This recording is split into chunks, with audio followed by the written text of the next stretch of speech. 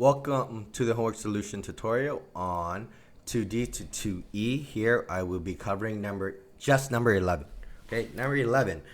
Notice that if we write this ax squared plus bx plus c, notice that a here isn't equal to 1. Since a isn't equal to 1, we have to do a new method. The new method that we learned in class is when we force this into a trinomial. So I have the steps here that just come out of the notes. Make sure you have them. Remember, our ending goal is to force this into a trinomial so we can use factor by grouping.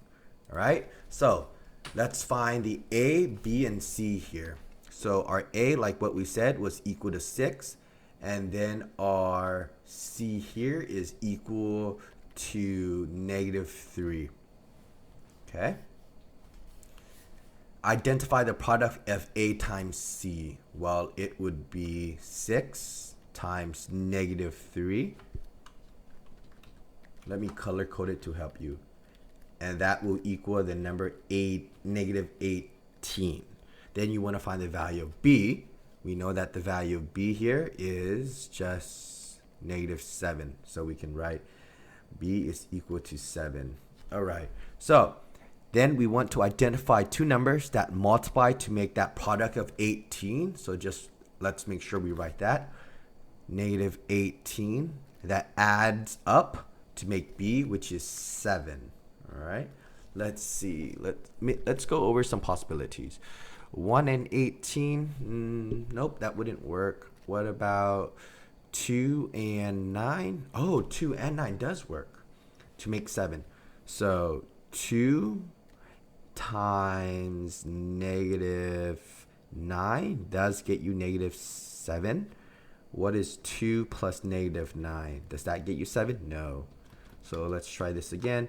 -2 times 9 is -18. Good. And -2 plus 9 is 7. Great job. So originally, it is 6x squared minus 7x minus 3. What we are now going to do is we just now split this 7x into two parts. Okay, the parts that we split this into are these numbers here. That's -7x is now split into our -2x and plus 9x. Okay, we split that from here, right? That's your -2x and that's your 9x. All right, now it's very simple because we just treat this as a by grouping problem. So we draw that line. Let's factor out that GCF. The GCF out of here, it looks like it's a 2. Yep. Okay, so let's factor out a 2x out of both of them. So 2x is the GCF. This leaves you with x minus 1.